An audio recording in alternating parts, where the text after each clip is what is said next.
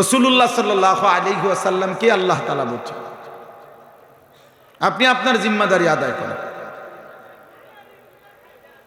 ফাসদা বিমা তু'মার ওয়া আ'রিজ আনিল জাহিলিন। আল্লাহর আদেশ আপনি বলতে থাকুন, প্রত্যেক অজ্ঞ মূর্খ আপনি তাদের থেকে নিজেকে আড়াল করুন, মানে আলাদা রাখুন। কোরআনুল কারীমের মধ্যে আছে, ওয়া ইযা সামিউল লাগওয়া আ'রাযু আনহু ওয়া ক্বালু লানা আ'মালুনা ওয়া লাকুম আ'মালুকুম সালামুন আলাইকুম লা নাবতাগিল জাহিলিন। আল্লাহ বলেন, আমার প্রিয় বান্দারা হচ্ছে এমন, তারা যখনই কোনো বেহুদা কথা এবং কাজ দেখে তারা সেখান থেকে সরে পড়ে। আর যদি তাদেরকে সেই বেহুদা কাজে, গুনার কাজে ডাকে, তারা বলে, না ভাই তুমি তোমার কাজ নিয়ে থাকো, আমি আমার আল্লাহকে নিয়ে আছি। এবং বলে, সালামুন আলাইকুম, আমি তোমার জন্য কল্যাণ কামনা করছি। এবং এটাও বলে, তুমি যতই ডাকো, লা নাবতাগিল জাহিলিন, অজ্ঞ মূর্খ নাফরমানের সঙ্গী আমি কখনোই হব না। তুমি আমার ডাকতে পারো, আমি আসবো না, আমি অজ্ঞ মূর্খ। এই জন্য কোরআনুল কারীমের এই কথা স্পষ্ট বর্ণনা, প্রত্যেক পাপী মূর্খ, আমি কিংবা তুমি, জওয়ান কিংবা বুড়া, যে গুনাহ করে সে মূর্খ। কুল্লু মান আসাল্লাহ ফাহুয়া জাহিল, তাফসীরে ইবনে কাসীরের মধ্যে আছে, যে আল্লাহর নাফরমানি করে সে মূলত মূর্খ, জাহেল, অজ্ঞ, আহম্মক। এজন্য কোরআনুল কারীম পাপীদেরকে, নাফরমানদেরকে কোথাও বলছে লা ইয়াকিলুন, ওদের আকল না। কোথাও বলছে লা ইয়াফকাহুন, ওরা কিছুই বোঝে না। কোথাও বলছে লা ইয়ালামুন, তারা কিছুই জানে না, কিছুই জানে না। কোরআনুল কারীমে আল্লাহ তাআলা বলছে আমাদের সবাইকে যে, হে আমার বান্দা, তুমি একটু খবর নাও, চারিদিকে খোঁজ লাগাও, এই পৃথিবীর ইতিহাস দেখো, আমার পৃথিবীতে দেখো, খবর নাও। আর খবর নিলেই দেখবা, ফানজুরু কাইফা কানা আকিবাতুল মুকাদ্দিবিন, যুগে যুগে মিথ্যাবাদীদের পরিণতি কি হয়েছে, খবর নাও। ফানজুরু কাইফা কানা আকিবাতুল মুফসিদিন, দুনিয়ার মধ্যে যারা বিশৃঙ্খলা, ফাসাদ, অন্যায় অনাচার করত, তাদের পরিণতি কি হয়েছে দেখো।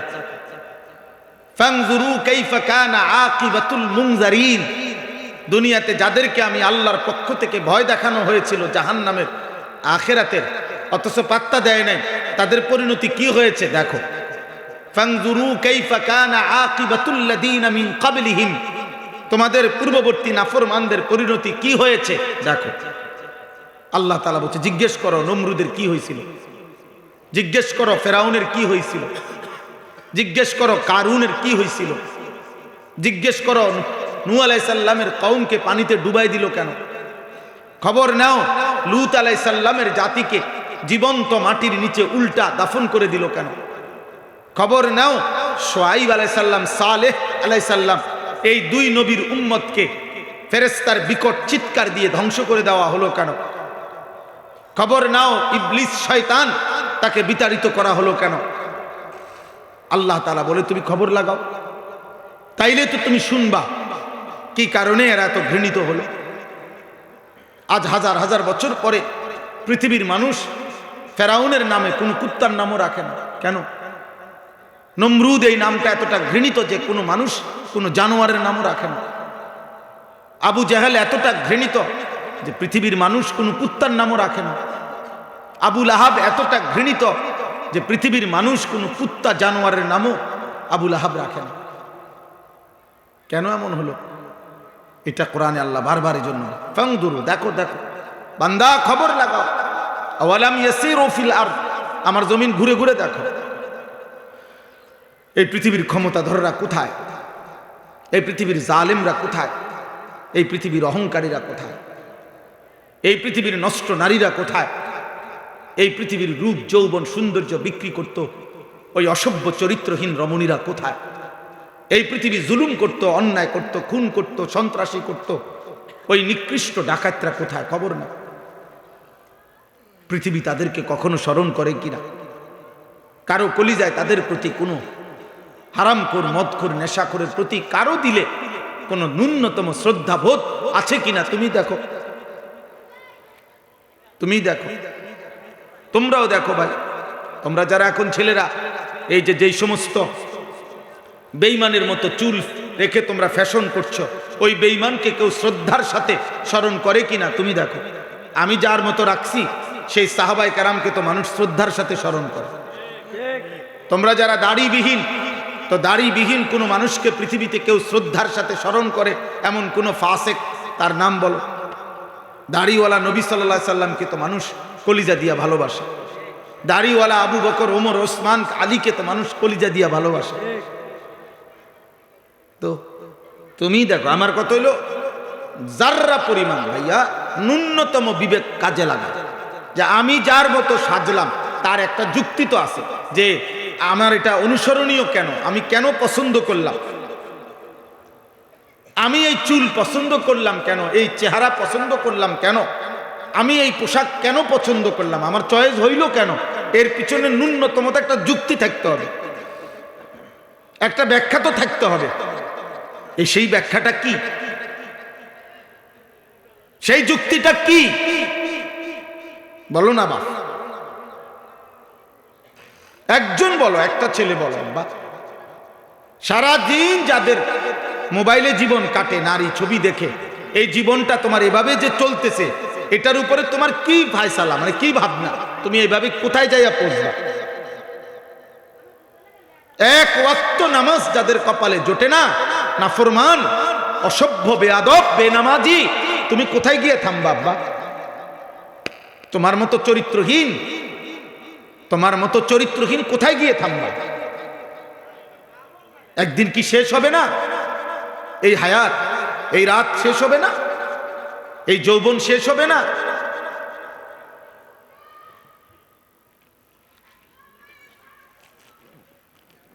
এই জন্য এটা জরুরি।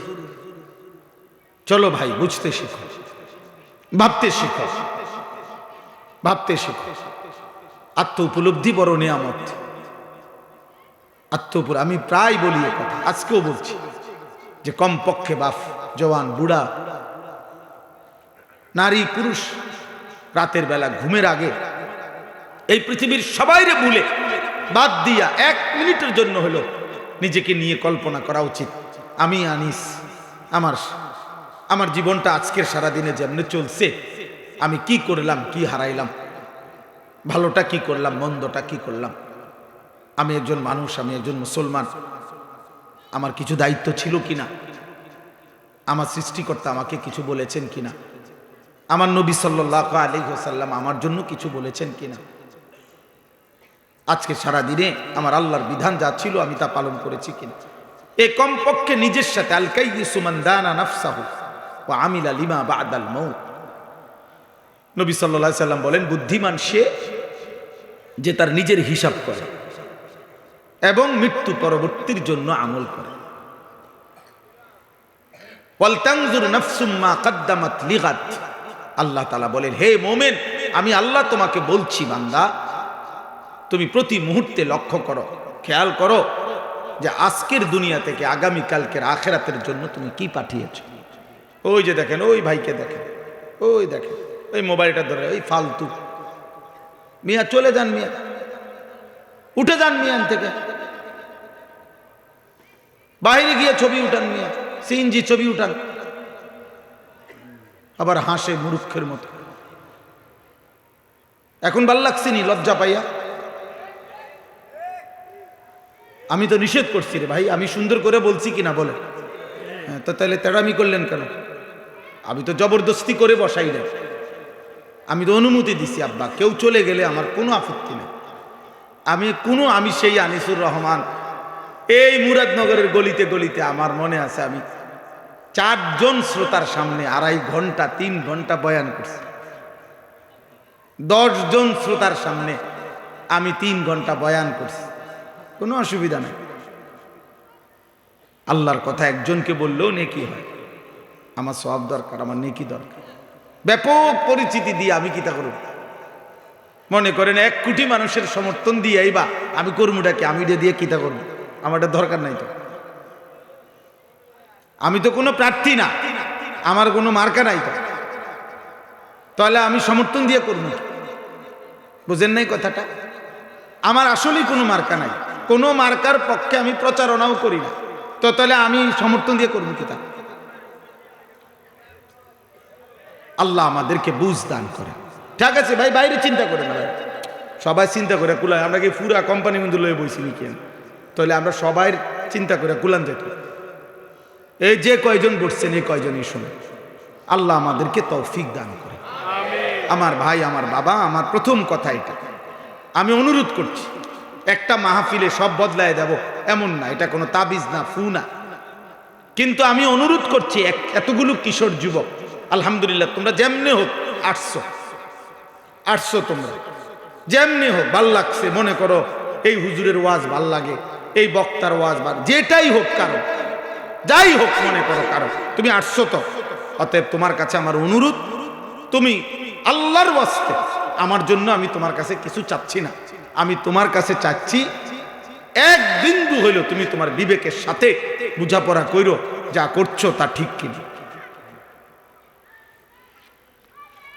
আল্লাহ যার সৃষ্টিকর্তা, নবী মুহাম্মদ সাল্লাল্লাহু আলাইহি সাল্লাম যার রাসূল, কোরআন যার কিতাব, ইসলাম যার ধর্ম, তো তোমরা যেভাবে চলছো সে এভাবেই চলা উচিত কিনা, এটাই যদি তোমার বিবেকের কাছে প্রশ্ন শুনে, তোমার কাছে তোমারে দিলাম, প্রত্যেকটা কিশোর যুবক তোমার বিবেকের কাছে তোমাকে দিল। মনে রাখো আব্বাস, বড় আফসোসের বিষয় হলো এরম অসংখ্য অগণিত যুবক তোমরা আছো, কিশোর, যাদের কপালে একজন অভিভাবক যে তোমারে আল্লাহর দিকে ফিরাবে, যে তোমারে গুনাহ থেকে বাঁচাবে, যে তোমারে হারাম ছবি, নারী, জিনা, ব্যভিচার, মদ, জুয়া, অশ্লীলতা, বেহায়াপনা, কাফের বেঈমানদের চুল চেহারা, আহা নাফরমানির জীবন থেকে তোমারে ফিরাবে। অসংখ্য ছেলে তোমাদের কপালে, এমন একজন মুরব্বী অভিভাবক কেউ জোটে না, যার কারণে জীবনটা এলোমেলো, নিজের মতো করে আর কতক্ষণ চলা যায়। আমরা কিতাবে পড়ছি, শেখ সাদি রহমতুল্লাহ আলাইহি, পৃথিবী বিখ্যাত বুজুর্গ ছিলেন, আল্লাহর ওলি, শেখ সাদি রহমতুল্লাহ বলেছেন, ইন্না মিন আযমি নিআমিল্লাহ আলা আবদিহি আন ইউওয়াফিকাহু লিসুহবাতিল আখিয়ার। শেখ সাদি রহমতুল্লাহ বলেন, আল্লাহর কোন বান্দার উপরে আল্লাহর একটি শ্রেষ্ঠতম নিয়ামত এটা, যে আল্লাহ তাকে একজন নেক বান্দা, আল্লাহর কোন প্রিয় বান্দার সান্নিধ্য দান করেছেন। এটা কোন বান্দার উপরে আল্লাহর একটি শ্রেষ্ঠ নিয়ামত। তার জীবনে একজন ভালো মানুষ জুটছে, যে তারে টেনে ধরছে, না তুমি এটা করতে পারবে না, না তুমি এটা ছাড়তে পারবে না। এরকম অসংখ্য অগণিত বিষয়, যে তাকে টেনে ধরে, যে তাকে শুধরায়া দেয়, যে তাকে ঠিক করে দেয়, যে তাকে আল্লাহর পথে আগায় দেয়। এরপরে লিখছে তিনি, ওয়া ইন্না উকুবাতাহু লিআবদিহি আন ইয়াবতালিয়াহু বিসুহবাতিল আশরার। আর আল্লাহর শাস্তি তার কোন বান্দার উপরে দুনিয়া একটি শাস্তি এটা, যে আল্লাহ তাকে কোন মন্দ লোকের সান্নিধ্য দিয়ে মুসিবতে ফেলে দিছে। আহারে, তার বন্ধুই হলো চরিত্রহীন, এবার সে বাঁচবে কেন? তার 24 ঘন্টার সঙ্গী বড় মোবাইল, এবার সে বাঁচবে কেন? তাই যার লগে চলে তে সারাক্ষণ বিড়ি খায়, এ ভালো হবে কেন? এ যার সাথে চলে এই অসভ্য, এই মানুষরূপী পশু দাঁড়াইয়া পেশাব করে, তো এ তার থেকে কিছু শিখবে কেন? বুঝো নাই ভাই? না না, ঠিক চিৎকার দাও, তুমি বুঝতে শেখো। আমি সমর্থন চাচ্ছি না, আবারও তো বলছি, এটা আগেই বললাম, সমর্থন চাচ্ছি না, তোমার বিবেক চাচ্ছি, অনুভূতি চাইতেছি। আব্বা, অনুভূতি,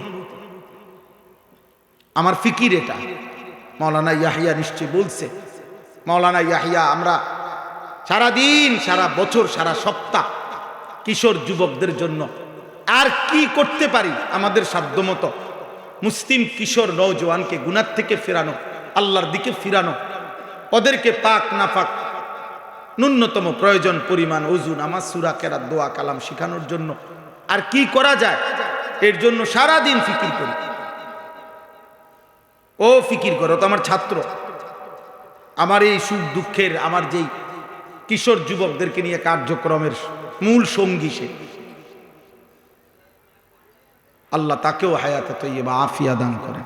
তো বললাম এই জন্য যে আমার ভাই, এটা তোমরা অনেকের কপাল মন্দ, যার কারণে তুমি 365 দিনে তোমারে কেউ একবার বলে নাই কি রে ফুত, তো মুসলমানের সন্তান ফজরের নামাজ পড়ো না? চিন্তা করেন, এই বদনসিবের কপালে এমন একজন মানুষ জোটে নাই যে তাকে এই কথাটা বলবে। এই বদনসিবের কপালে এটা জোটে নাই কেউ বলবে তারে যে কিরে বাবা, তুমি মুসলমানের বাচ্চা, এটা কেমনে বেঈমানের মতো চুল রাখলা কেমনে? কেউ নাই তার একজন অভিভাবক। কে তাকে বলবে যে বাবা, মুসলমানের সন্তান, পেশাব করে পানি নিতে হয়, টয়লেট পেপার ব্যবহার করতে হয়? কে তাকে বলবে যে বাবা, সারা রাত উলঙ্গ ছবি দেখা, নর্তকী দেখা, এ তো জাহান্নামীদের কাজ হইতে পারে, ইমানদারের কাজ হইতে পারে না।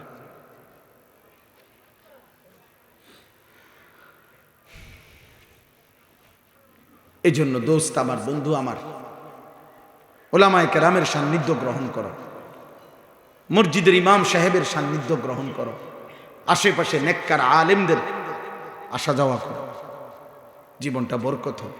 তোমার মতো তুমি চইল না, অসৎ বন্ধুর মতো তুমি চইল না, কষ্ট পাইবা। কোরআনুল কারীমের মধ্যে আছে, কিয়ামতের দিন আল্লাহ বলবেন ফেরেশতাদেরকে, উহশুরুল্লাযীনা যালামু ওয়া আযওয়াজাহুম ওমা কানু ইয়াবুদুন মিন দুনিল্লাহ ফাহদুহুম ইলা সিরাতিল জাহিম। আহা, কিয়ামতের দিন আল্লাহ বলবে, ফেরেশতারা হাসরের এই ময়দান থেকে প্রত্যেকটা পাপীকে আরো 2 জন সঙ্গী সহ একসাথ করো, 3 জনকে একসাথ করো, 1 পাপী, 2 ওয়া আযওয়াজাহুম, ওই পাপ কাজটি তার সঙ্গী যে ছিল, যার সঙ্গী হয়ে, যার সঙ্গ নিয়ে সে এই গুনার কাজটা করত, ওরও একসাথ করো। ওমা কানু ইয়াবুদুনা মিন দুনিল্লাহ, এবং এই পাপ এবং গুনার কাজ করতে গিয়ে সে আমি আল্লাহকে বাদ দিয়ে যার উপরে ভরসা করত, আমার নেতা আছে, আমার কর্মী আছে, আমার দল আছে, আমার ক্ষমতা আছে, আমার সম্পদ আছে, আমার টাকা আছে, আমার বাড়ি গাড়ি আছে, আমাকে বংশ বড়, আমার ফলাফাইন আছে, কিছু না কিছু একটার উপরে ভরসা করে, আমার শরীর আছে, আমার স্বাস্থ্য আছে। আল্লাহর কসম, প্রত্যেক পাপী, আমি কিংবা তুমি, পাপ করার মুহূর্তে তার একটা না একটা আস্থা আছে কারো উপর, আল্লাহকে বাদ দিয়ে, নাহলে হে নাফরমানি করছে কেন? আল্লাহ বলবেন ফেরেশতাদেরকে, ওরও ডাকো, এই 3 নাফরমানকে একসাথ করো, পাপী, পাপীর সঙ্গী, এবং পাপ কাজে সে যার উপরে ভরসা করছে, যার উপরে নির্ভর করছে।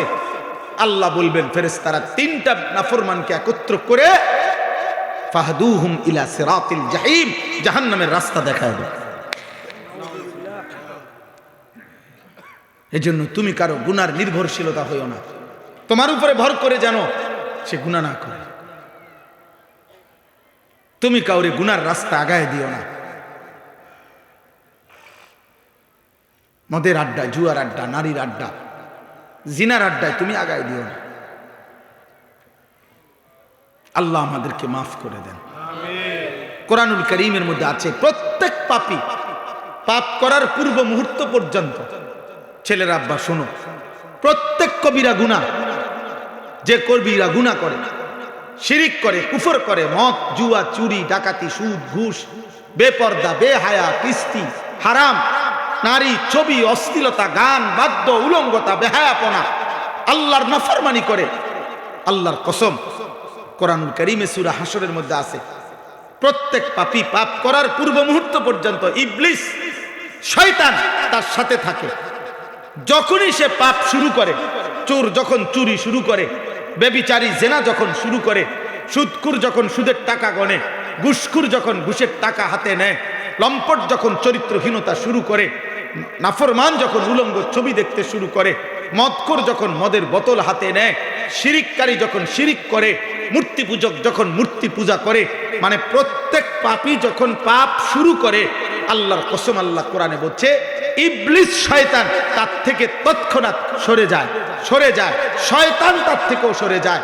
মানুষ তো দূরে থাক, শয়তান পর্যন্ত বলে ইন্নী বারীউম মিনকা, আমি তোর থেকে মুক্ত, ইন্নী আখাফুল্লাহ রাব্বাল আলামিন, আমি বিশ্বাস করি যে পাপের কারণে আযাব আসে, হতে পারে তোর উপরে আযাব আসবে, আর আমি যদি তোর সাথে থাকি ইবলিস, আমি আমার উপরেও আযাব আসবে, এই জন্য আমি তোর থেকে সরে গেলাম, তোর নাফরমানি তুই কর। কোরআন শরীফের আয়াত। এজন্য পাপী তুমি এত নিকৃষ্ট যে তোমার শয়তান পর্যন্ত তোমার সাথে থাকে না। এজন্য জেনাকার, ব্যভিচারী, অসভ্য নোংরা ছবি দেখো, উলঙ্গ নাচ দেখো, সুদ খাও, ঘুষ খাও, কিস্তি নাও, হারাম খাও, জেনা করো, ব্যভিচার করো, মদ খাও, জুয়া খেলো, হারাম উপার্জন করো, সন্ত্রাসী করো, চাঁদাবাজি করো, ছিনতাই করো, রাহাজানি করো, আল্লাহর কসম ওই পাপের মুহূর্তে শয়তানও তোর সাথে থাকে না। শয়তান শয়তান তোরে থুতু মারে। মানুষ তো থুতু মারবেই, ইবলিস পর্যন্ত তার সাথে। ফালাম্মা কাফারা ক্বালা ইন্নী বারীউম মিনকা। বদরের যুদ্ধের দিন মক্কার কাফেরদের সাথে ইবলিস মানুষের আকৃতি ধারণ করে, কোরআন শরীফে আছে সূরা আনফালে, বলছিল আমি তোমাদের লগে আছি, ওয়া ইন্নী জারুন লাকুম, আমি তোমাদের লগে আছি, ঘাবড়াইবে না। মুসলমানদের জনবল কম, 313, অস্ত্রও কম, 8টা মাত্র তরবারি, 2টা মাত্র ঘোড়া। ইন্নী আখাফুল্লাহ, আমি আল্লাহরে ভয় করি। হেতে কয় আল্লাহরে ভয় করি।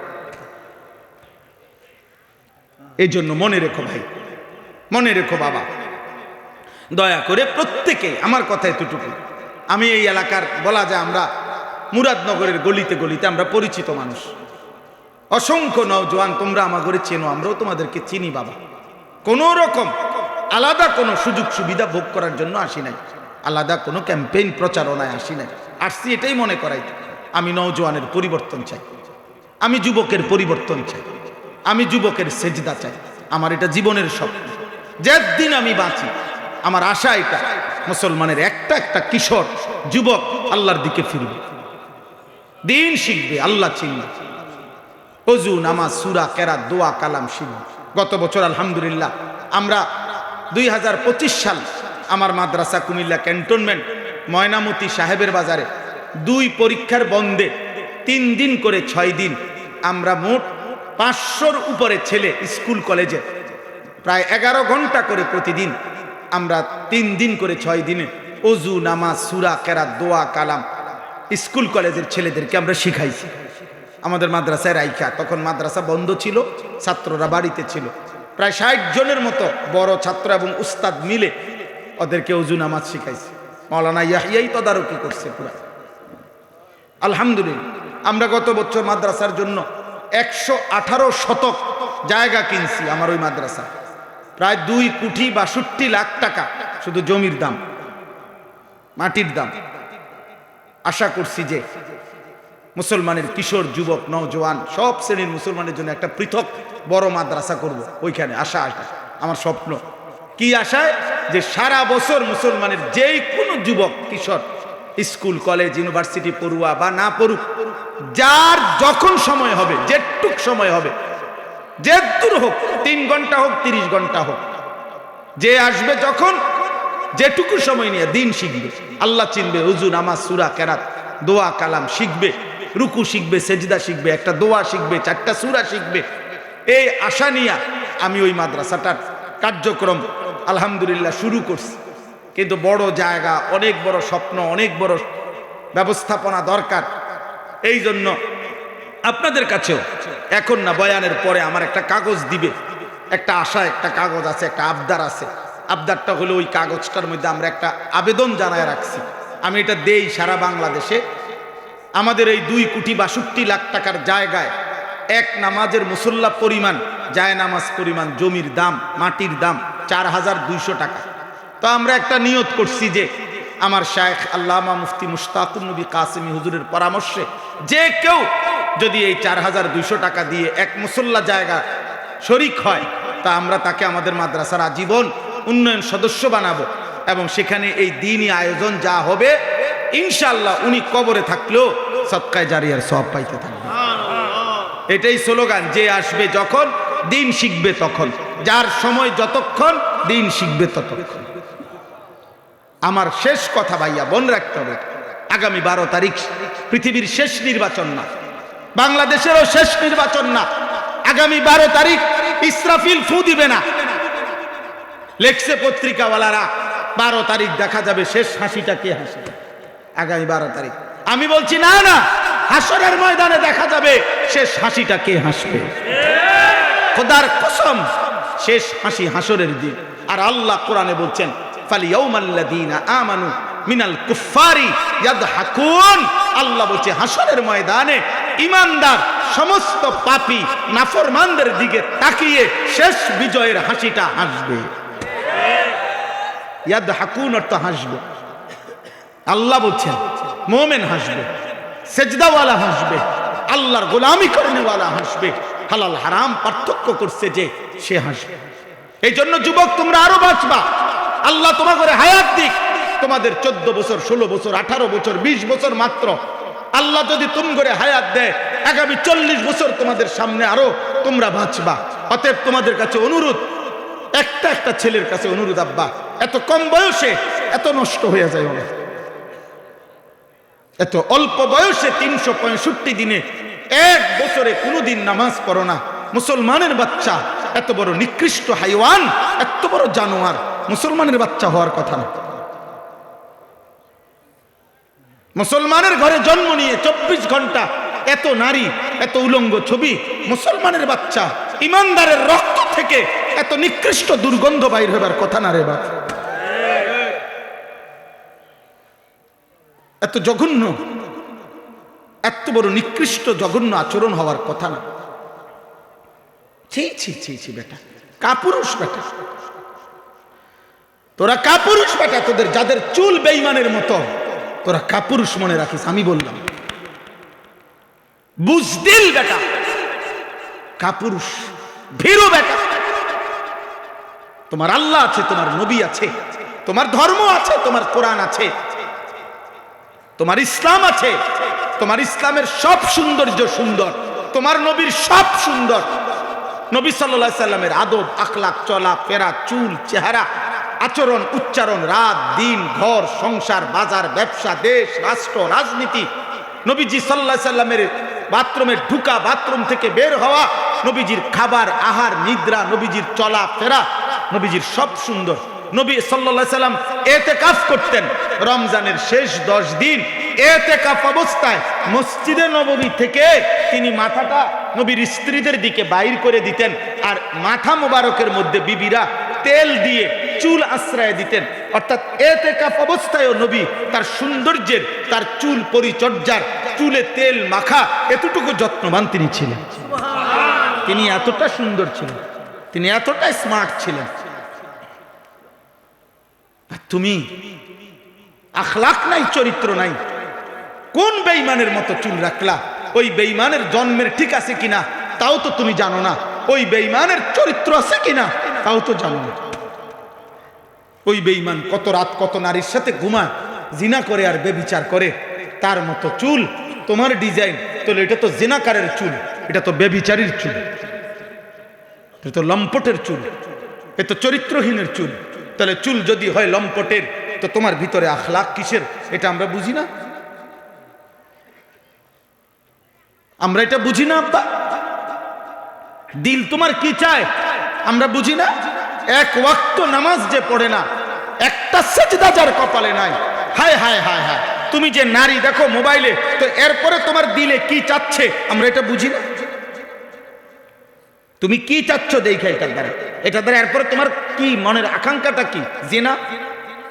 তুমি যদি বেবিচার করতে পারতা, এটাই তো চাও, আর কি?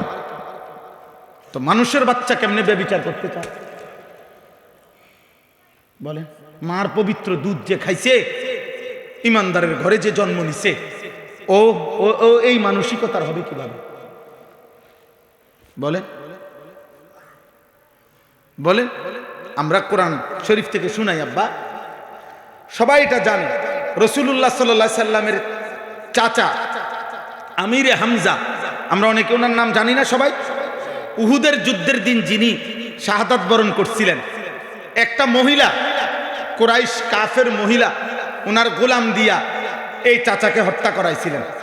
হিন্দ ওই মহিলার নাম, যারা বাংলা ভাষায় হিন্দা বলে, মূলত হিন্দ নাম, আকারটা নাই আর কি। আচ্ছা যাক, যেটা উচ্চারণ করে তো করে। তো এই ওনাকে হত্যা করাইছে তার গোলাম ওয়াহশিকে দিয়ে। হত্যার পরে এই মহিলা আল্লাহ নবী সাল্লাল্লাহু আলাইহি সাল্লামের চাচা আমির হামজার বুকটা ফাইরা কলিজাটা বাহির করছে, কলিজাটা চাবাইয়া খাইছে। নবীজি সাল্লাল্লাহু আলাইহি সাল্লামের চাচার নাক কান কাইটা টুকরা টুকরা কইরা ছিদ্র কইরা গলার মালা বানাইয়া নাচছে উহুদের প্রান্তরে। এই সেই মহিলা হিন্দ, হিন্দ নামের এই মহিলা উতবার মেয়ে, আবু সুফিয়ানের স্ত্রী। কিন্তু মক্কা বিজয়ের পরে রাসূলুল্লাহ সাল্লাল্লাহু আলাইহি সাল্লামের হাতে খোদার কসম এই নারী কালেমা পড়ে মুসলমান হয়েছে, এই মহিলা। আচ্ছা, যেদিন মুসলমান হয় সেদিন আল্লাহর কোরআনের আয়াতের আলোকে নবীজি সাল্লাল্লাহু আলাইহি সাল্লাম আরো কিছু মহিলা একসাথে কালিমা পড়ছে। এই মহিলাদের সাথে ওই মহিলাও ছিল, এই হিন্দ, এই মহিলা। তখন তাফসীরে আছে নবীজি সাল্লাল্লাহু আলাইহি সাল্লাম বলছে, তোমরা আমার সাথে কিছু বিষয়ে ওয়াদা করো, বায়াত করো পর্দার আড়াল থেকে। তো বলছে এক নম্বরে তোমরা আল্লাহর সাথে শিরিক করবা না, বলো। তো মহিলারা ভিতর থেকে বলছে আমরা আল্লাহর সাথে শিরিক করব না। বলছে তোমরা বলো ওয়ালা ইয়াসরিকনা, চুরি করব না। তারা বলছে আমরা কখনো চুরি করব না। ওয়ালা ইয়াজনিনা, এই তিন নম্বরে নবীজি বলছে যে তোমরা এ কথার শপথ করো, বায়াত করো যে আমরা ব্যভিচার করব না, জিনা করব না। কথা বুঝেন না? আমরা জিনা করব না, ব্যভিচার করব না। আল্লাহর কসম তাফসীরে আছে এই মহিলা কাফের ছিল এতদিন, এই মাত্র কালেমা পড়ছে। উনি ভিতর থেকে প্রতিবাদ করছে, মুহাম্মদ এটা কি বললা, কি করবে না, কি বললা? তখন বলছে তোমরা জিনা করবে না, এটা কও। তাফসীরের মধ্যে আছে আব্বা এই নারী যিনি, এই তো বললাম এত জঘন্য ছিল যে কলজা চিরা খাইছে, কাফের ছিল তিনি, কিন্তু তিনি তৎক্ষণাৎ প্রতিবাদ করে নবীকে বলছে, মুহাম্মদ কোন বিবেকবান, কোন স্বাধীনা, কোন বংশীয়া নারী জিনা করতে পারে? এটা শপথ করব মানে? তাফসীরে আছে যে তুমি এটা কি বললা, জিনা করব, জিনা করব না, এটা বলতে হবে কেন? কোন বিবেকবান স্বাধীনা বংশীয়া নারী জিনা করে? সে আসমান থেকে পড়ছে, যেন কাফের নারী, কাফের, কাফের নারী বেটা। সবাক হয়ে গেছে, আরে আমি কাফের হইতে পারি, আমি মুশরিক হইতে পারি, কিন্তু বেবিচারী হব কেমন?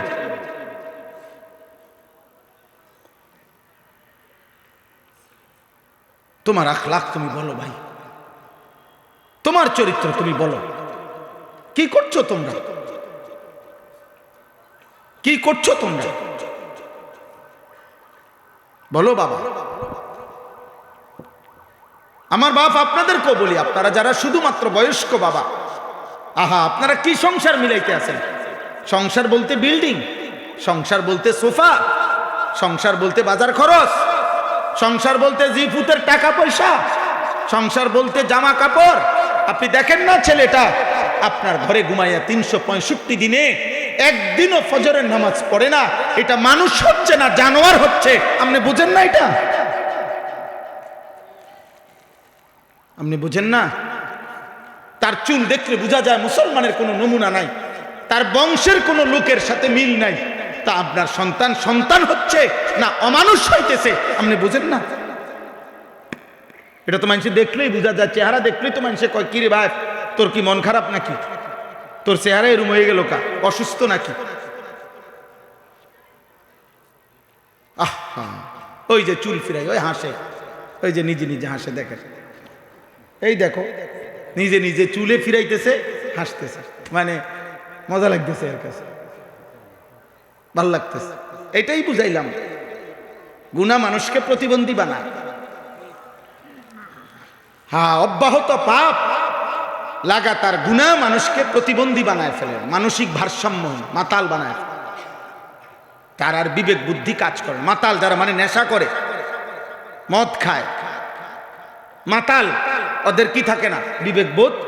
আচ্ছা, তো এটা দলিল কি? লাআমরুকা ইন্নাহুম লাফি সাকরাতিহিম ইয়ামাহুন।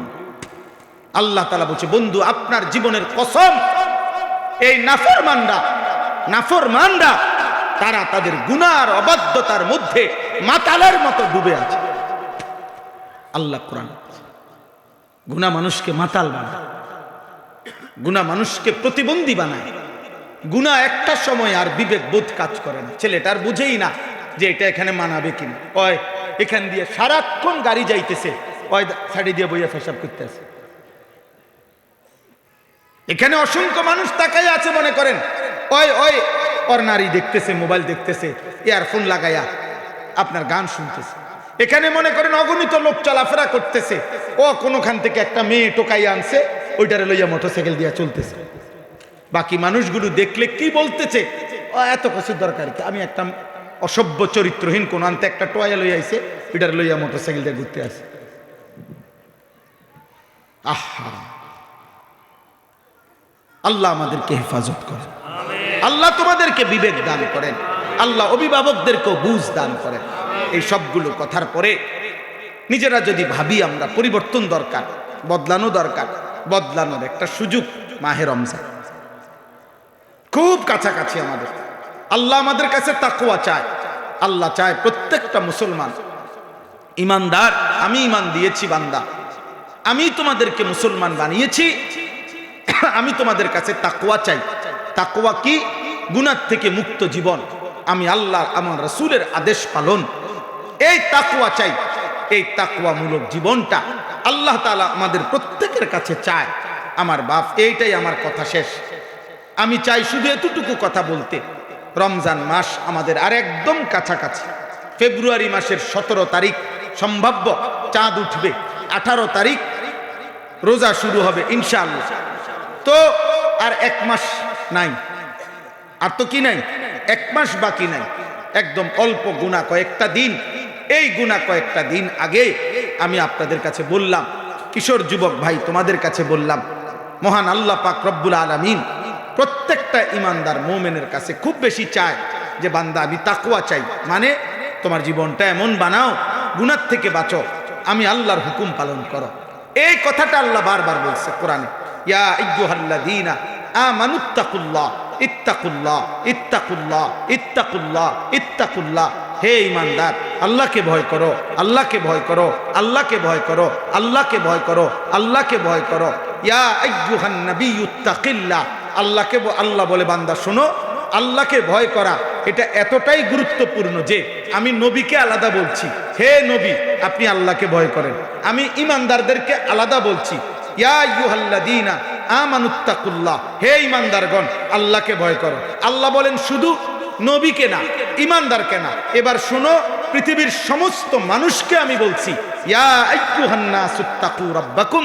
হে মানব মণ্ডলী, আল্লাহকে ভয় করো, আল্লাহকে ভয় করো। আল্লাহর ভয় যার মধ্যে নাই ও মানুষ না, আল্লাহর ভয় যার মধ্যে নাই ও ইনসান না, আল্লাহর ভয় যার কথা কলিজার মধ্যে নাই ও মানুষ না। এজন্য আল্লাহর ভয় মানে গুনাহ ছেড়ে দেওয়া, আল্লাহর ভয় মানে আদেশ পালন করা। এই অনুভূতি, এই চেষ্টা ভাঙ্গা পড়বে, হুঁচট খাবে, কম হবে, ছুটে যাবে।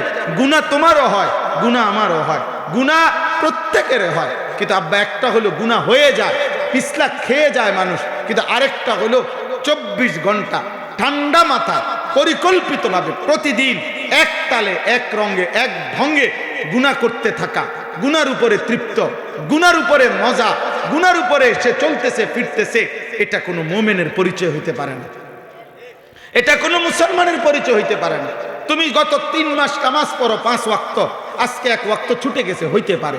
তুমি প্রতিদিন নারীর থেকে চোখ নামাও, আজকে হঠাৎ চোখ পড়ে গেছে, এটা হতে পারে। তুমি সবসময় সুন্দর করে কথা বলো, আজকে হঠাৎ জিদ্দের কারণে গালি দিয়ে ফেলছো, এটা হতে পারে। কিন্তু প্রতিদিন সুদ, প্রতিদিন কিস্তি, প্রতিদিন ওজনে কম দেওয়া, প্রত্যেক দিন গালি, প্রতিদিন নর্তকী দেখা, নাটক সিনেমা দেখা, প্রতিদিন ফজরের নামাজ পড়া, প্রতিদিন বেপর্দা চলা, প্রতিদিন নাটক সিনেমায় নর্তকীর নাচ গান দেখা, এটা খোদার কসম এটা কোনো মুসলমান সুস্থ স্বাভাবিক মুমিনের পরিচয় হইতে পারে না।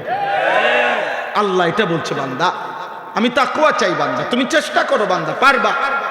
তুমি হিম্মত করো যে আল্লাহ আমি আপনাকে নারাজ করব না। আল্লাহ বলেন 11 মাস যদি তুমি কষ্ট করে আমি আল্লাহর হুকুম পালন কমও করে থাকো তো ঠিক আছে, যাও, আমি আল্লাহ আরো কমাইয়া দিলাম। একটা মাস আইয়ামাম মাদুদাত, গুনা গুনা 29 দিন অথবা 30 দিন, 31 32-এ যাবে না, সর্বোচ্চ 30 অথবা 29 দিন গুনাহ থেকে মুক্ত থাকবা, আমার আদেশ পালন করবা।